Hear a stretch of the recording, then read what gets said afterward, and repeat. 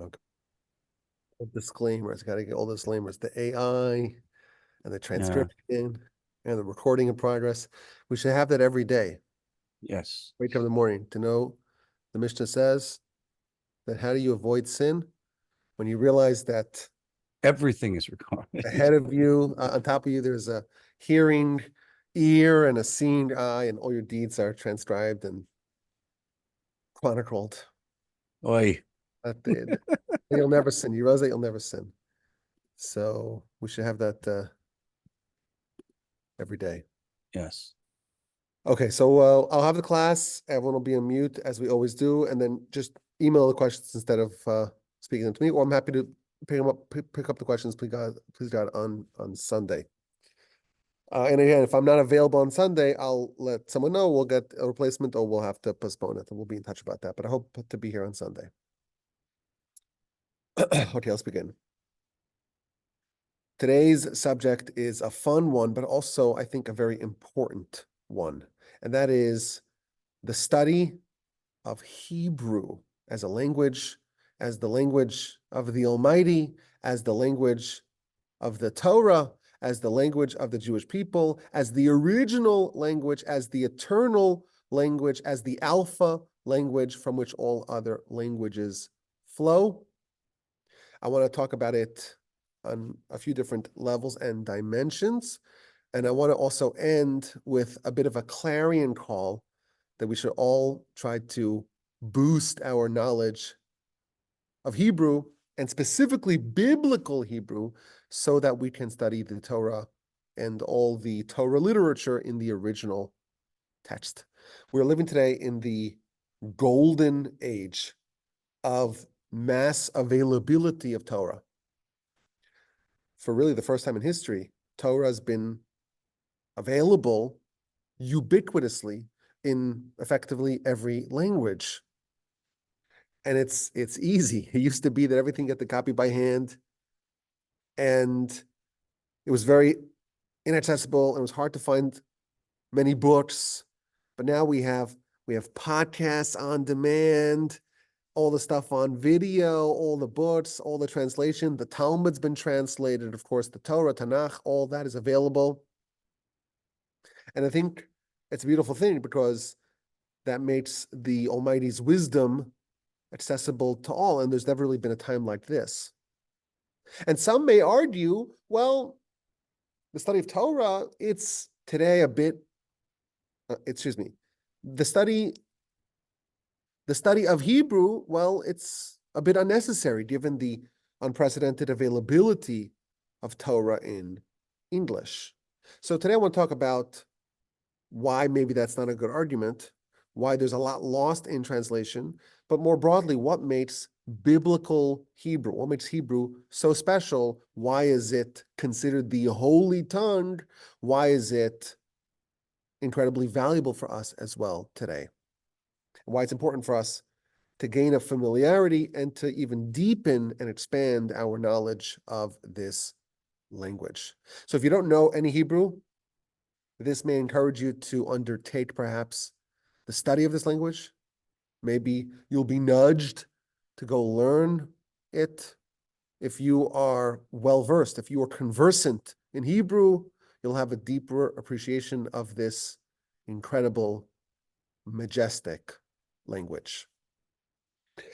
The sources all agree that Hebrew is a very special, uniquely, singularly special language. Now, to be precise, we're calling it Hebrew, but in the sources, it's called Lashon HaKodesh, which means the holy tongue. And we could call it even biblical Hebrew. It is not necessarily the same language that's spoken today as modern Hebrew. It's the ancient, original Hebrew. We're going to use the colloquial term of Hebrew, but we're really referring to the language of the Torah, the holy language, the Lashon HaKodesh, the biblical Hebrew. The sources indicate that there's something divine in this language. The Talmud tells us that when God created the world, he used the language of Hebrew.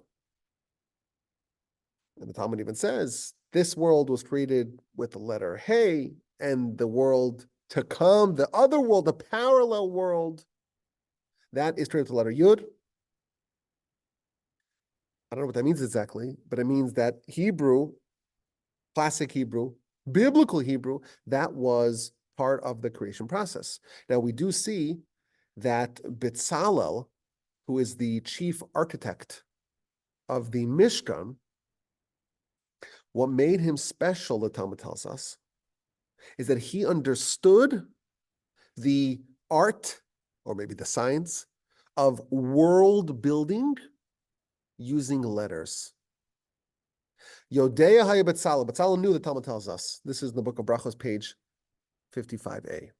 Bezalel knew how to combine the letters through which heaven and earth were created. So this tells us, well, how was heaven and earth created? How did God do Genesis? The Torah doesn't tell us really how he did it. It tells us that he did do it. It doesn't say exactly what method he used. The Talmud tells us he used the letters. It wasn't that the letters were incidental to the creation. That is how he did it. And Bezalel knew this.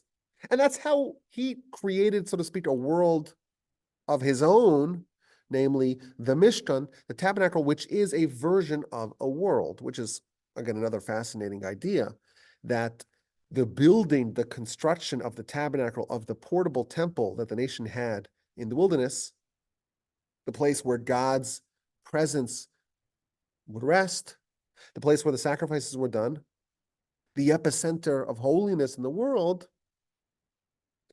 To do that properly, you have to know how to build worlds. You have to know how to build worlds, not just to build worlds in general. You have to know how to build the worlds the way God builds worlds. And Bezalel knew that secret, and that's why he was the right candidate to be the architect of the Mishkan.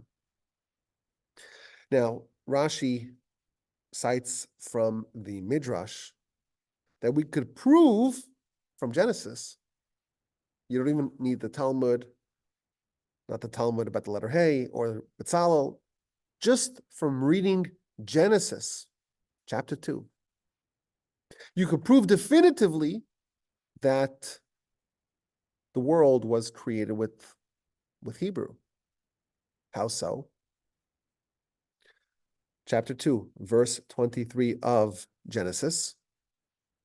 The verse tells us that Adam, he gave a name to Eve. He called her Isha. And he explains his rationale. Why did he call her Isha? Because she was taken from an Ish. Now, a name could transcend languages. You could have the name Yaakov, for example, and it could be a Russian name, and it could be a name in English, it could be a name in Hebrew. The fact that the word Isha is taken from the word Ish, Ish means man, that tells us that the original language, that is Lashon HaKodesh, and that's a language that Adam spoke in. There's another important point, which is very relevant to our discussion here, that's featured in this verse, that separates, that differentiates between Hebrew and all other languages. Humans need language to communicate. In fact, the primary definition of a human is a speaking being. Humans are able to articulate. That is what differentiates us from animals. So we need language, but what is the basis for the language? So, well, we could just agree. Every year they come out with the list of the words of the year, the list that the Webster's, Merriam-Webster added to its corpus of words. The new words. What makes a word an official word? People start using it. It starts off maybe as slang, or someone coins a term and it gains some steam, it gains popularity, it has some legs to it. And there's a mutual agreement, effectively, to start to use this word for this thing or this phenomenon. Hebrew does not work like that. Hebrew, and we'll see evidence to this idea, the word is the description of the essence of the thing that is being used over here, that the word is using to describe. So if a woman is called an Isha, well, the definition of the woman of Eve, at least in that context, is that she was taken from a man, and thus the essence of this woman is Isha, and that's why that's the proper name for it. In fact, just as a way to understand it, the word for thing and the word for word, it's the same word, because every word is that thing. Now, the way this plays out is that you have many examples of this. Words that are homonyms. So the two words that are pronounced the same way, but have different meanings. And this is always maddening for someone who's trying to learn a new language, is that you'll see so many words that sound the same and they have divergent meanings. In Hebrew, if there are two words that are pronounced the same, they have the same root word, they must be intrinsically, philosophically, essentially connected. So, as an example, the word hoda'ah, modeh, todah, it means both to show your gratitude, your appreciation, to give thanks, and it also means to admit. And it's been pointed out that the essence of gratitude is the acknowledgement of the goodness done to you. So you're acknowledging something, you're admitting something. That is the essence of gratitude, of appreciation. The Hebrew word for ear, ozen, oznaim. The Hebrew word for balance, or a balancing scale, is moznaim. Me'uzan means to be balanced. Today we know why. We know that part of the function of the ears is to give a person balance. I did some research on this today. There are all sorts of sensors in the ears that give a person balance, which is why if you're askew, you'll feel off, because those sensors are out of line. So someone, God forbid, who has an ear disorder, they'll have balance problems. Now, we know that today because, the advancements of our study in science and anatomy. But in Hebrew, the fact that we have two words that don't seem to be at all connected, the ears that are perched on the side of your face, and balance doesn't seem to be connected, now we know how they are connected. Now, the secrets and the genius, really, it's not limited to the words and to the language. It goes down to the level of the letters.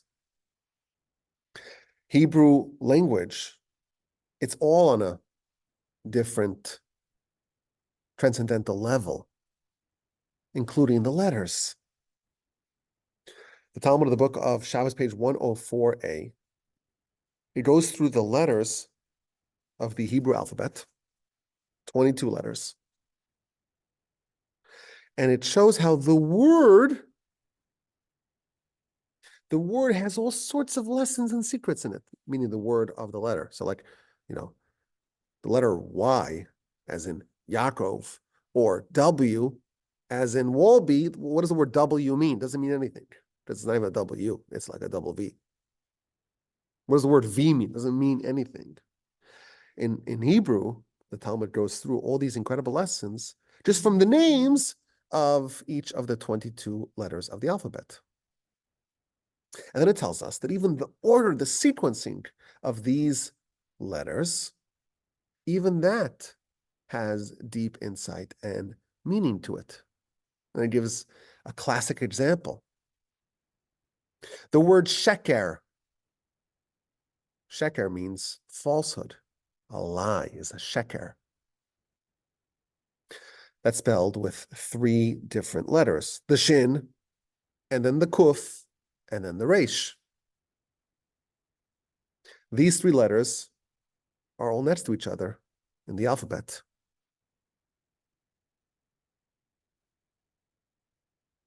Says the Talmud, why are these letters so close to each other? Whereas the word emet or emes, it's very distant. The first letter is the aleph, the last letter is the saf, and the mem is right in the middle. So someone asks this interesting question, like the true and false, truth and falsehood,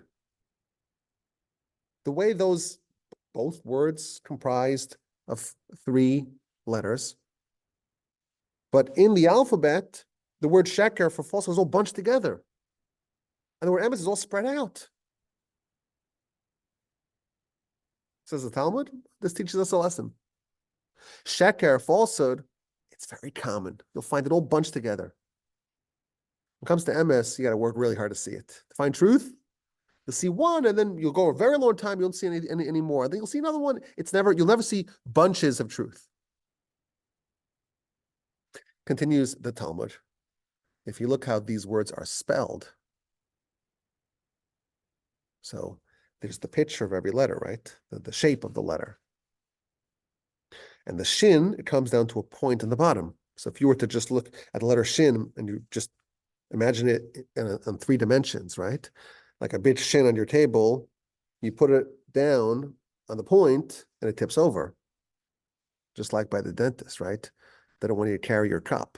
So they have those cone-shaped cups. So you can't put it down anywhere, right?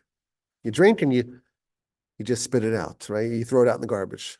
The shin's like that. It comes to a point. And the kuf as well. It's got just, one little leg. You put it, if it were to be 3-dimensional, you put it on a table, topples over. And the resh, the final letter of sheker, too, it only has 1 leg, 1 pointy leg. It falls to the ground. Why? Because sheker ein lo raglaim. Sheker doesn't have any legs. Falsehood doesn't endure. Yeah, you can prop it up a little bit, fine. Otherwise, it'll just topple over. And eventually, it's destined to fall down. Whereas the word emes, the aleph has 2 legs. It's sturdy. The mem has a flat bottom, sturdy. The saf has 2 legs. It endures. Now, these are some examples, but this is indicative of the entire language. It's comprised of all these secrets, down to the letters and even the shapes of the letters. Each letter is associated with a number, as we know, the gematria system. The gematria of the first letter, aleph, is 1. Beis is 2. Gimel is 3. Dalet is 4. Goes all the way up to the number 10. And then it doesn't go 11 or 12. Well, let me just clarify. Under the basic system of gematria, because there are many different systems of gematrias. On the basic system of gematria, it goes from 10 to 20 to 30 to 40 to 100, 10 at a time. And then it goes 100, 200, 300, and the last letter, the taf, the saf, is 400. The Gaon of Vilna points out something beautiful. The word bechor means a firstborn. And it's spelled with a beis, and then a chaf, and then a resh, bechor.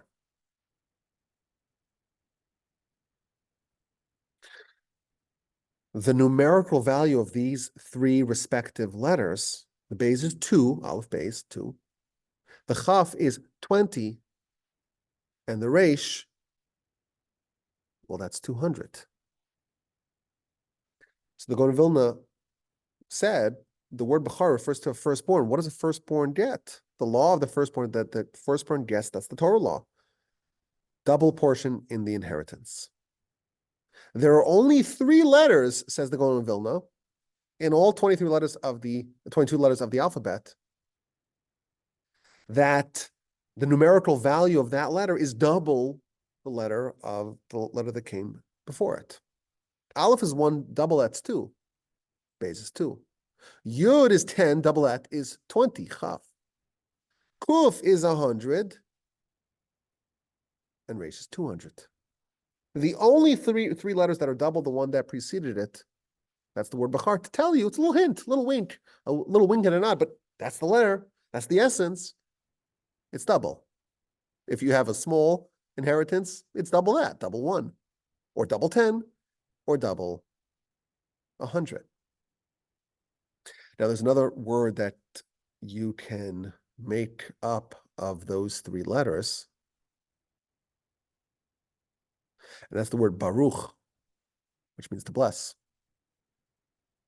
And the commentaries tell us the word blessing, what it effectively means is abundance.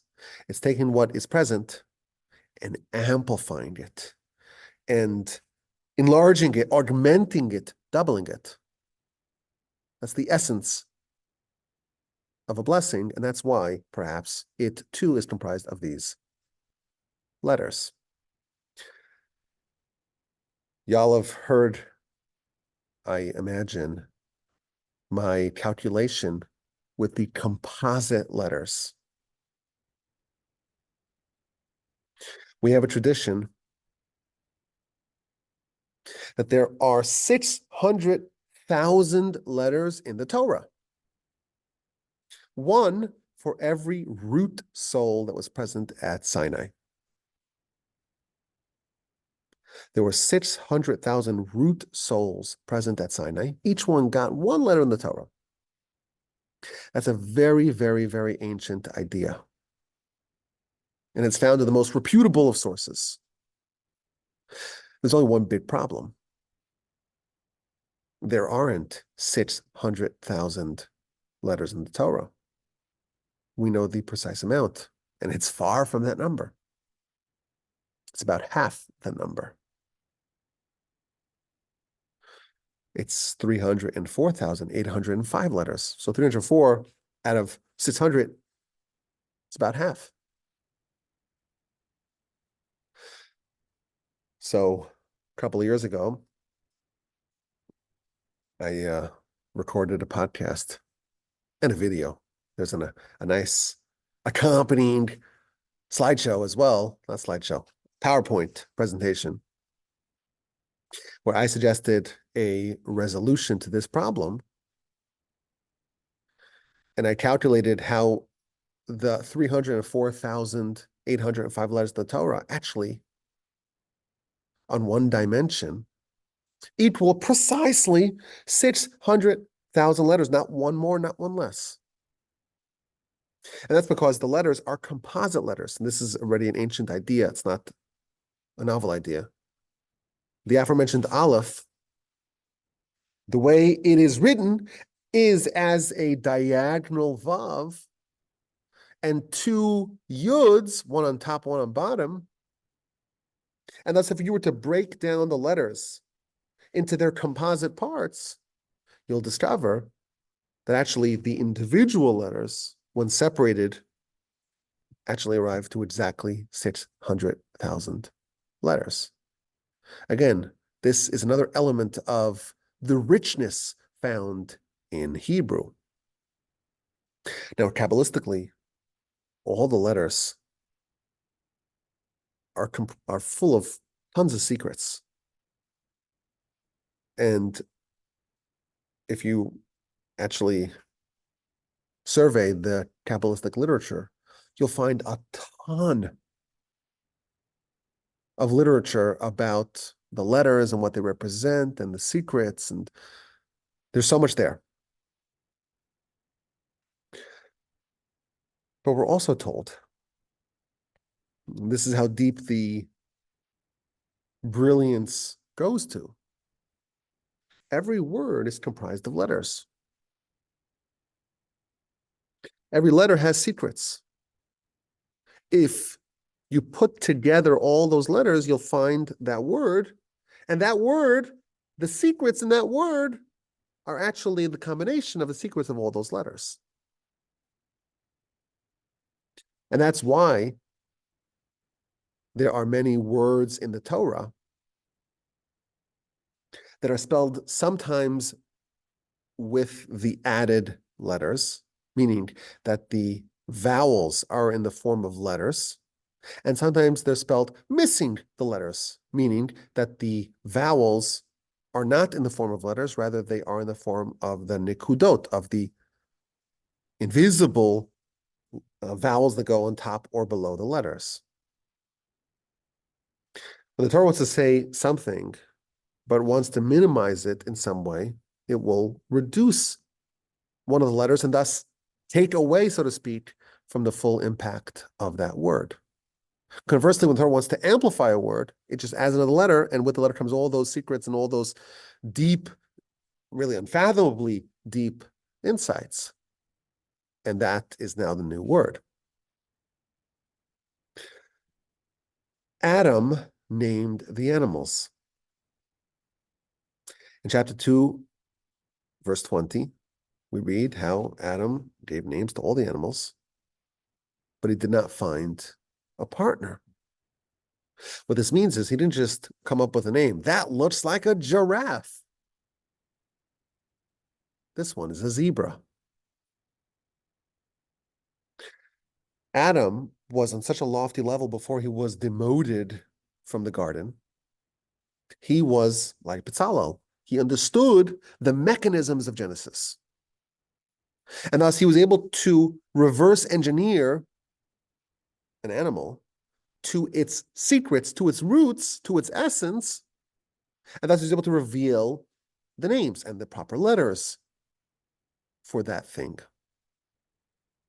So he sees an animal and he says, this is a sus, a horse. Why? Because this animal, this creation of the Almighty, it is a samach and a vav and a samach. And this is its name. And that's what the verse tells us, that the name that Adam assigned, that is the essence of that thing forever. It's going to serve as its eternal name because it's its eternal essence. Now, if you want to try your hand at this, first of all, good luck. But there's a book. There's a book called Sefer Yetzirah. Simple, handy guide for how to build worlds. And it's all about this. And of course, we're not Bezalel, and we're not Adam, so we have no idea what we're reading, but this is what the book is all about. It's based upon the understanding that this is the divine language. And it's actually possible to recreate Genesis, so to speak, on some level, through the same letters that the Almighty did originally. And the Talmud tells us some humorous stories. Starts off like this. Rava is one of the sages of the Talmudic era. In fact, the name Rava appears more frequently than any other name in the Talmud. Rava bara Gavra. Rava created a man. What? He created a man using Sefer Yetzirah, using this book of creation, this book of Genesis. And he sent the man on a mission. And the man goes on the mission. And the person starts talking to the man, and the man doesn't respond. And he says, aha, humans could do Genesis up to a certain point. They cannot blow into the nostrils of said creature the soul of life. They cannot upgrade this to a human. Therefore, I know for sure you were created by one of my peers. Go back to your dust.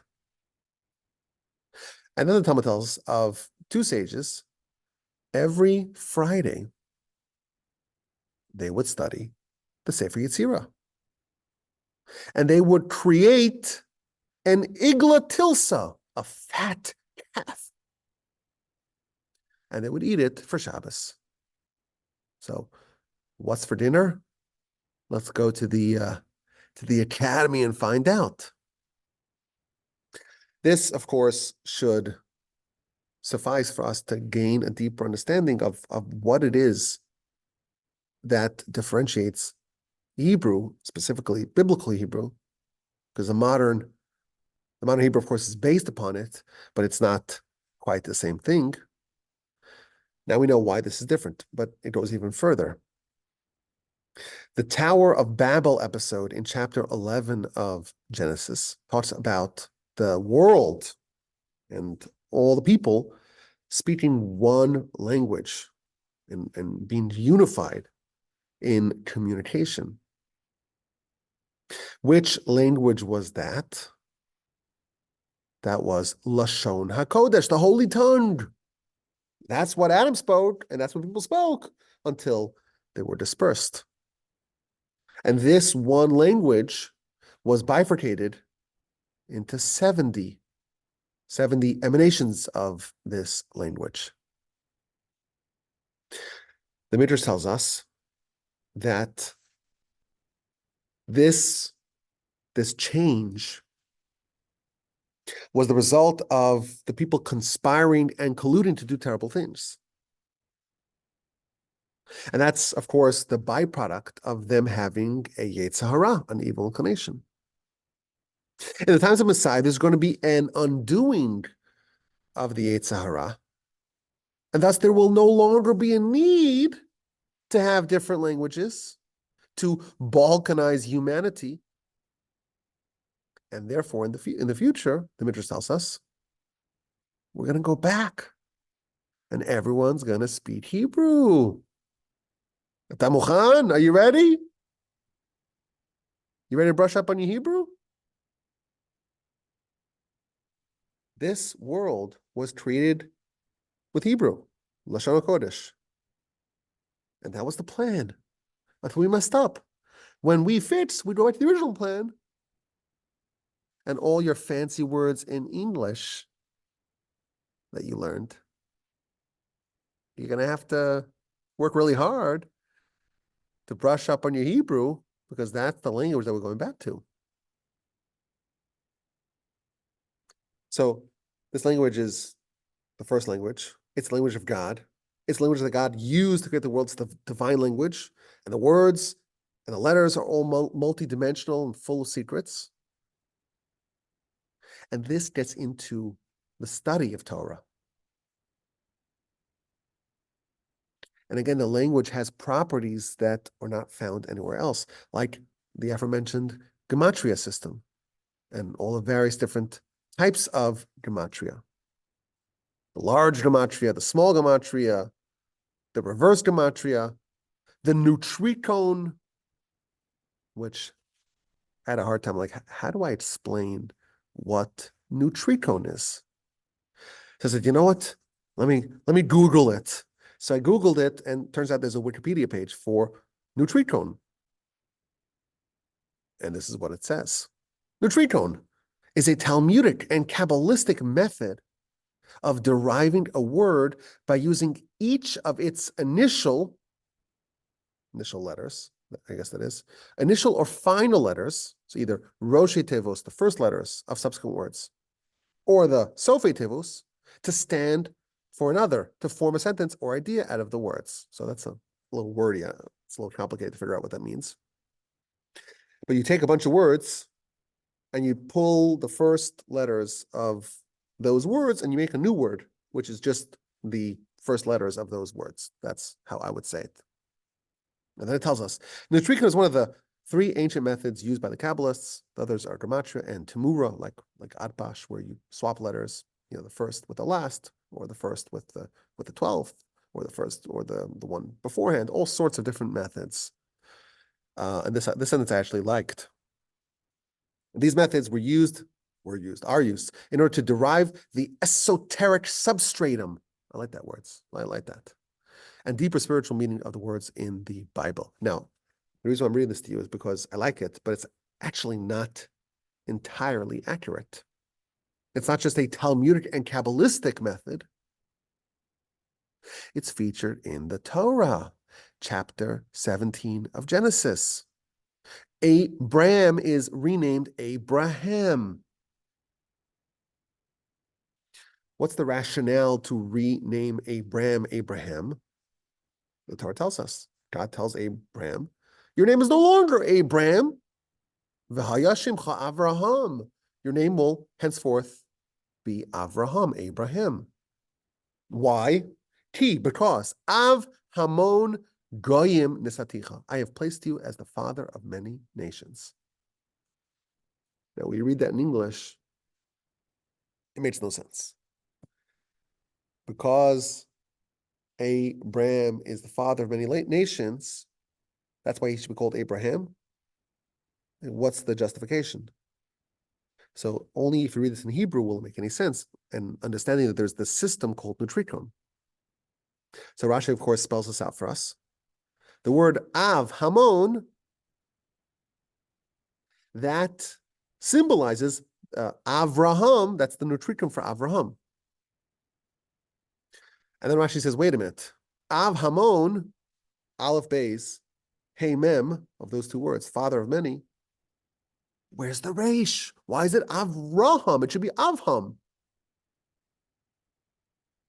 If Abraham is being renamed because of Avhamon, father of many nations, it should be Avham. What an interesting question. So Rashi answers. Rashi says, well, previously it was called Avram because he was the father of Ram. What's Ram? Ram is Aram Naharaim, Mesopotamia. And now he's called Avham, but we're not going to delete that resh. So his name should really be Avham, but we're not going to reduce a letter from him. The letter that was there previously, it's still true. He's still Avram, but he's now Avraham. So even though Avham is what we're naming him, but the resh that was there previously, that should stick around. That should not be moved. That's why it's Avraham. So first of all, it tells us that the Nutricon system is found in the Torah, A. But this also tells us something amazing. The names in the Torah, they are even the names of people. We think it's arbitrary. Oh, this is my son. His name is Sam. His name is Julian. His name is Francisco. What does that mean? I don't know. It's the name that we liked. Carter. Jackson. Pedro. Any name you pick. It's just a name that we like. In the Torah, we're told the name, even Avram, Abram, why was he called Abram initially? So Rashi tells us he's called Abram initially because he grew up in a place called Aram. And he was the father of Aram. So Avram. That's why he's called Abram. Is it possible that his father named him some other name? Maybe. The reason why it's called Avram, because that's what he was. He was the father of Aram, and therefore his name is Avram. And now he's being upgraded. He's being transformed. He's no longer just the father of Aram. He's now the father of the whole world. So it's Avraham. The reason why his name is being changed is because his essence is being upgraded as well. He was the father of Aram, and that's why he was called Avram. And now he's being upgraded to be the father of many nations, and that's why his name has to be updated to reflect his new essence. So there's no random names in the Torah either. Sarai means my master. Sarah means the master of all. Just as Abraham, the father of Aram, was more of a limited fatherhood, is expanded to a more expansive fatherhood.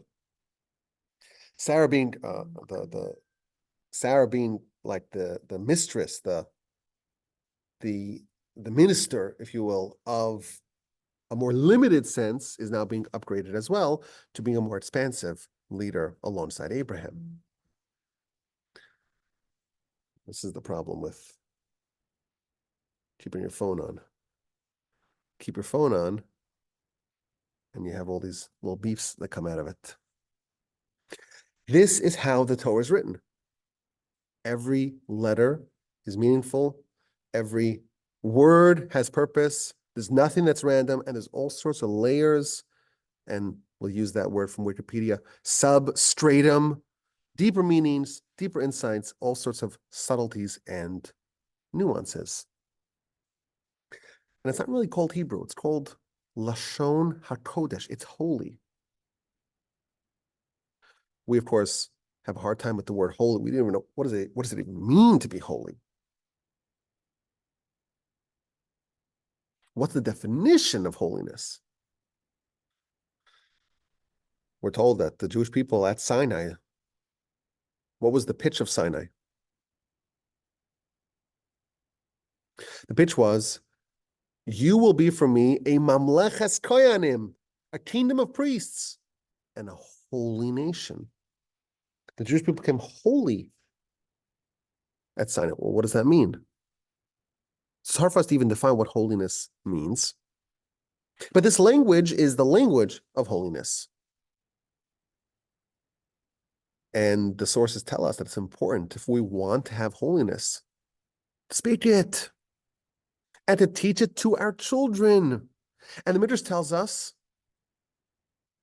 you should teach the Torah to your children. That's, of course, in the Shema. That means you should teach the Torah in its original language. And when a child starts speaking, speak to the child in Lashon HaKodesh, in Hebrew. And then it says something scary. V'im ein medabrim Lashon HaKodesh, and if you don't speak to him in Hebrew, and you don't teach him Torah right away at the initial stages of their speech, Ki'ilu kovro, it's as if you buried them. That's very harsh. It's very harsh words. But again, what this is telling us is that this is not just an ordinary language. This is a holy language, and if we want holiness in our children, we are best advised to speak to them in this language. Do you have something going on over here?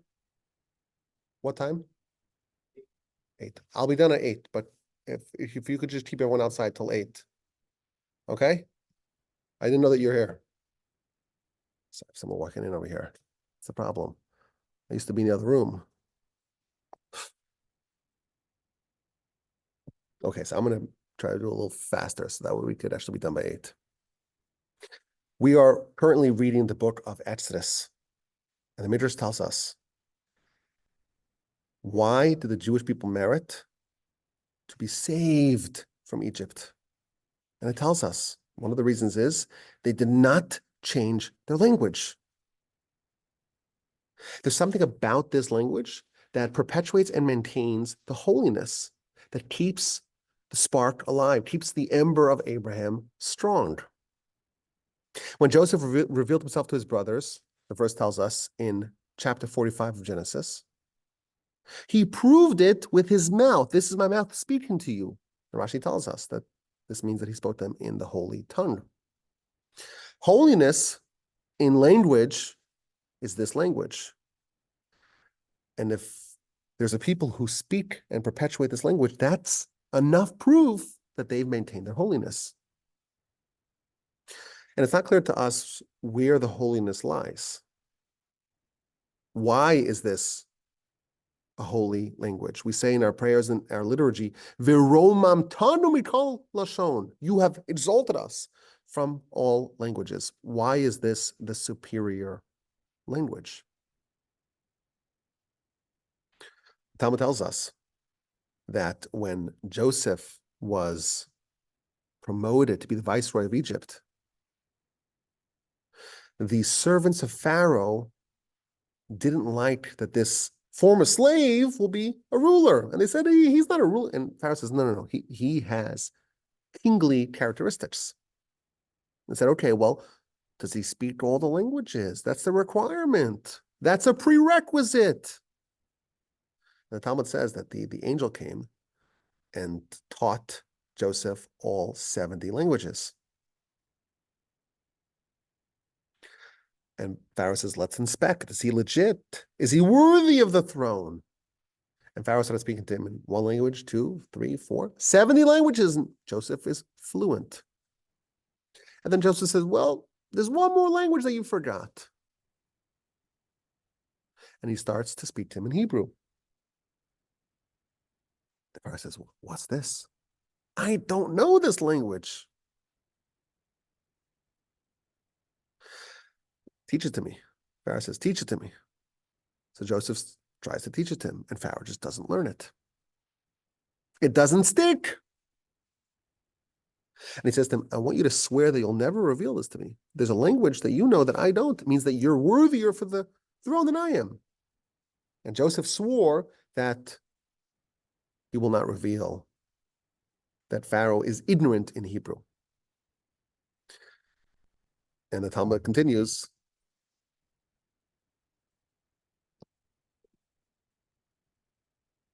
Should I call here? Oh, gosh. That's what happens. And you leave your place, and right away you have all sorts of problems.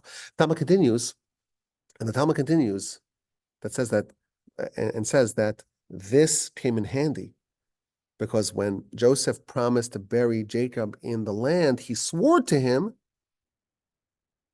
And because he swore to Pharaoh, and Pharaoh was worried that if he makes him violate the oath that he gave to his father, he will eventually violate the oath that he gave to Pharaoh as well.